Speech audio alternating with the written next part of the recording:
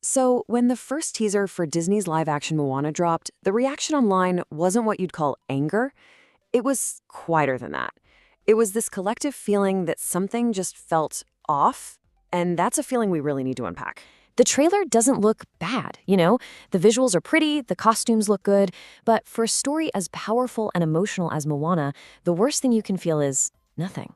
And that's a huge red flag. So what's going on? What's causing this huge disconnect between what our eyes are seeing and what our hearts just aren't feeling? Well, the answer isn't simple. It touches on everything from the very medium it's being made in to the casting itself. Okay, first up, we have to talk about losing the animated magic. The difference between a living, breathing world and just, people standing near water. See, the original Moana wasn't just a story told with animation. It was a story that could really only exist because of animation. And the second you try to bring it into the real world, you run into some really fundamental problems. I mean, just look at the trade-offs. The animated original could use exaggeration to make the ocean a literal character, to make the world feel impossibly huge and vibrant. But live action is stuck with realism. That living, breathing ocean is suddenly in danger of becoming just water. The whole epic scale of the story just kind of shrinks. And that's the whole point, isn't it?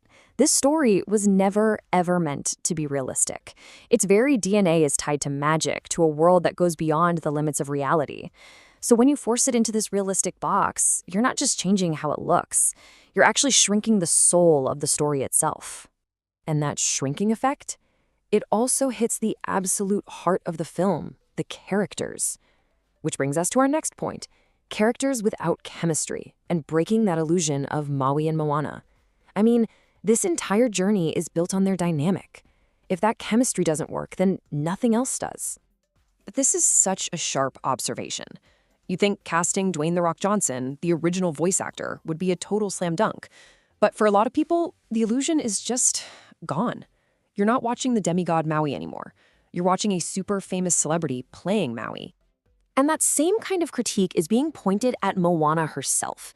The performance in the trailer feels a bit restrained, almost controlled, like she's just saying the lines instead of really embodying that fierce, passionate spirit we know. It feels less like an expression and more like a recitation. So when you put those two things together, what do you get? A noticeable lack of chemistry. And that's the core problem, right? If you don't fully buy into the individual characters, you're never going to buy into their relationship. That playful, heartfelt spark from the original seems to be missing, and it leaves you wondering why you'd want to watch these two on a boat for 2 hours.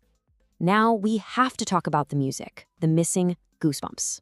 Where is the impact? Because the soundtrack to Moana isn't just some background music. It is a character in its own right. It carries the entire emotional weight of the story. And in the trailer, its impact felt, kind of muted. This is really the ultimate gut check. The songs in Moana are practically scientifically engineered to give you chills. So if a trailer drops using that iconic music and it doesn't create that physical emotional reaction, you know something fundamental has been lost in translation. All of this brings us to a much, much bigger picture. The issues in the Moana trailer aren't really unique to Moana. They point to a wider, maybe even systemic issue with Disney's entire remake strategy. It's this whole question of recreating versus remaking. And here's the fascinating distinction. The argument is that Disney isn't truly remaking these films, reinterpreting them for a new medium. Instead, they're recreating them. They're copying the plot beats, shot for shot sometimes, but they're missing the why, the emotional core. It's like they're tracing the lines of a masterpiece, but leaving out all the soul. And what happens when you do that? You end up with a movie stuck in this weird no man's land. For people who love the original, it just feels like a weaker, less magical echo. And for newcomers who don't have that nostalgia, it doesn't feel special enough to stand on its own. It's caught in the middle, and it doesn't really satisfy anyone. Which brings us to the ultimate, most powerful question of all. Who is this for? I mean, if the remake doesn't really add anything new for the existing fans, and it isn't compelling enough for new ones, what's its purpose? It's the question that just hangs over this whole project, making it feel, unnecessary. So that's what we're left with. Is this first impression really a sign of a deeper problem with the film and with Disney's whole strategy? Or am I being too harsh here? Is this just a teaser trailer, and are we all judging it way too soon? It's a fascinating question, and one we'll leave with you to think about.